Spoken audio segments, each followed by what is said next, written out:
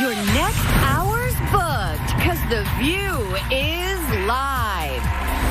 Former Democratic candidate Andrew Yang hits the table to guest co-host and make a big announcement for the first time on The View. Dueling Democrats. As the race boils down to Biden versus Bernie, who will they ask to join their administration? And is Andrew interested in a position? Plus, Pamela Adlon on how she wanted her series Better Things to help change the face of women on TV. Let's fire up Hot Topics with Rookie, Joy Behar, Sunny Hostin, and Meghan McCain. Now, let's get things started.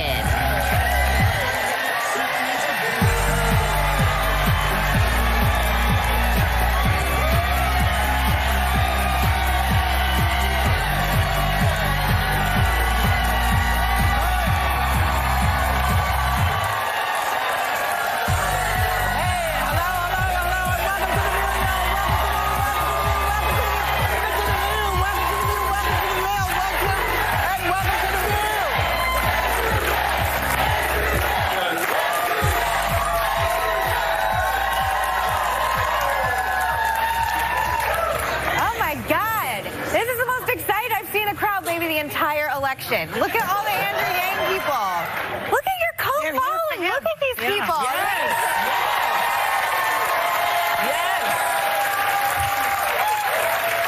Thank you guys. Hard to deny he's one of the smartest people in the room. Before we talk about anything else, we have to tell you, Sunny's not here today.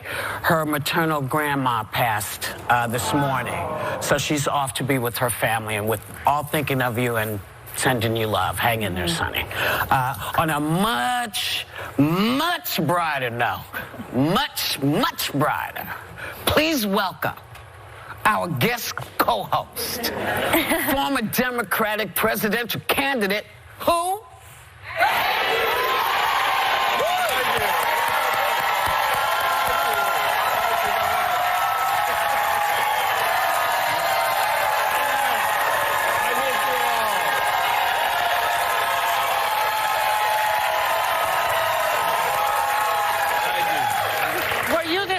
When you were running? Yes.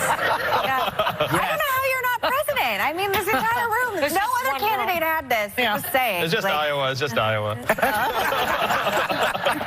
So, right before we went on air, ABC News has confirmed that Elizabeth Warren has dropped out of the race. And, you know, it's now, you know, two old white guys. Two old white guys. Back to you know, back to the time that we had before. You know, it's so funny. You would think we had 50 black presidents. You think we had a whole bunch of. We think we had one black president, and it's always been a lot of white guys. So this is not a shock, y'all. But any predictions who you think she'll endorse? Oh yeah. Oh, she's discussing that right now. I think that most people would imagine that she's going to head towards Bernie. But there's also a chance that she doesn't endorse anyone for at least a particular period of time. They're going through a really emotional process right now. Yeah. Her campaign team worked very, very hard. Yes. And I was stunned myself at Super Tuesday's results on several levels. So I think they're deliberating right now. I believe you're going to see them come out one direction or the other pretty soon. But she goes back to the Senate now, which is good. Yeah, I mean, so she's still going to be fighting for working people in Massachusetts, for years to come. And I just want to tell an Elizabeth Warren story. I got calls from many of the other candidates when I suspended my campaign. And Elizabeth's call to me was so magnanimous and generous, and she had a tough night herself that night in New Hampshire, and you never would have known it. She's an amazing human being, an amazing leader behind the scenes as well. Yeah. She would have made a great president, I think. She would have made a great president. Yeah. You all would have made great presidents. I'm sorry, you know. I mean, there are different different. I don't think everybody would have made a great president. Well, I could do. have lived without Marianne Williamson. Well, yes, Right. but in looking, well, no, she has a whole other thing that she brings. But to me, That's certainly what we one way have to put it, yes. Well, yeah, but what we have right now doesn't work at all. No. And I'll take any of them over this. But look won't at the take Marianne fantastic Williamson. cabinet. Whoever wins the Democratic What a election great is group going to of have, folks, you know, yeah. I mean, look at all of you. A fantastic group of people for the cabinet and for other positions in the administration of probably Joe Biden. We don't know. We don't know. It We'll looks see like who it is. that. Yeah, someone called us the Avengers, which is nice. Yeah. Yeah. Be great. Get this country back on track. Yeah. Have you thought about endorsing anyone? Joe called me a couple days ago. Democratic process play out. I've also said that everyone knows I ran on this idea of universal basic income, and that if a candidate were to come out powerfully for the freedom dividend, that would go a very long way. Yeah. Just to let you know, I asked each and every one of them that came to this table about that and about the things that you were talking about. And they all kind of blew me off in a funny way.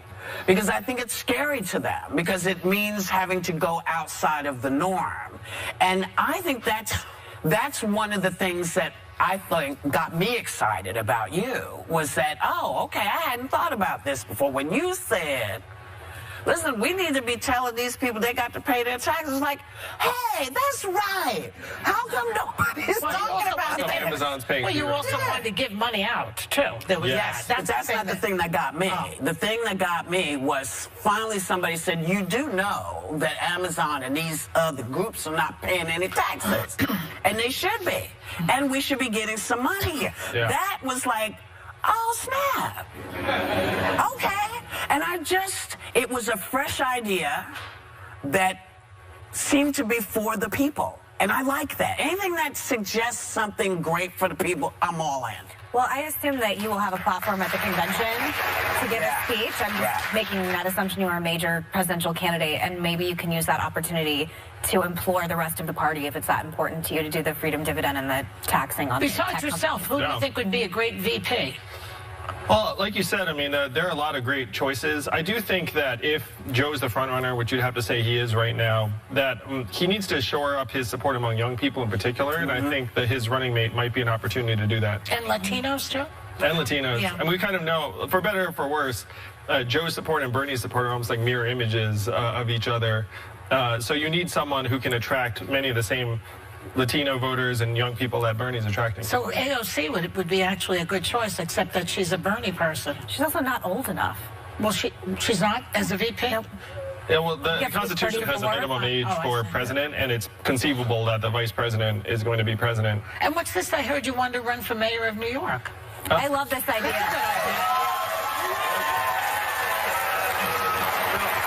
I'm looking to solve problems and as much value as I can. Certainly, I'm more attracted to executive roles than I am legislative roles. But I'm going to make an announcement today on the show that's not about the mayoral race. It's about trying to further the ideas of the campaign in the days ahead.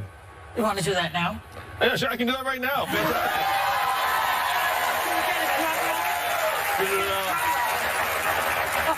So I am thrilled to announce that today we are launching a new nonprofit called Humanity Forward that will champion the main ideas of my campaign: universal basic income for all Americans, an economy that works for us, and the fact that our data should be ours, even if we're loaning it to the tech companies.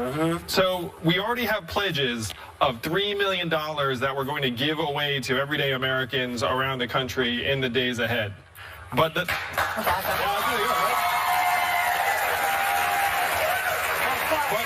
But the goal is to build a movement.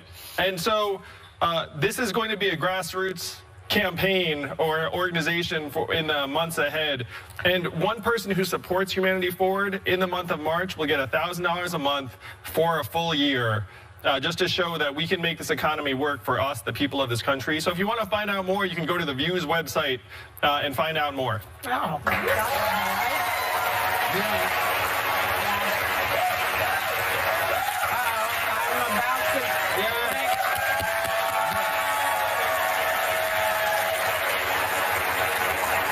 Sonny's paternal grandmother passed away. It wasn't her maternal. What did you say? I don't know. I don't remember. I don't know. I read what they said. Obviously, her husband's mother. Her father's mother. Yeah, that's not what they wrote, but that's what they meant. Yeah.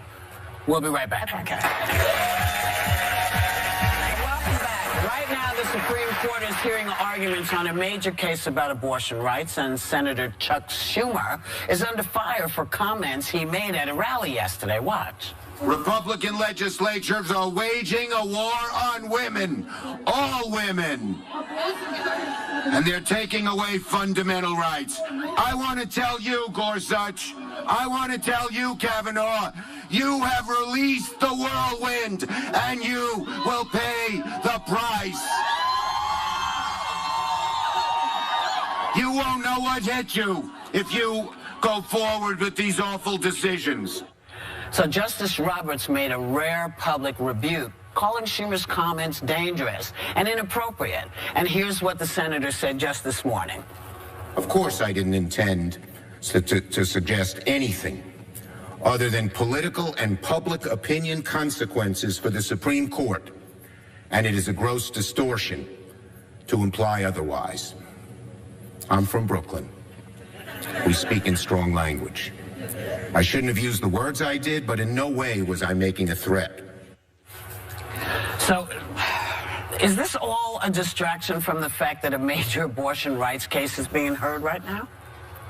Well, I'm a champion of women's reproductive rights as fundamental human rights, but I don't think it's productive for a senator to publicly rebuke Supreme Court justices before a ruling. I mean, we have constitutional separation of powers for a reason, and the fact is, if this had happened in reverse, then I'm sure Chuck and many other Democrats would be very, very upset about it. Well, we were. It has happened in reverse. It has happened in reverse, exactly. Trump does and that all the time. It was terrible.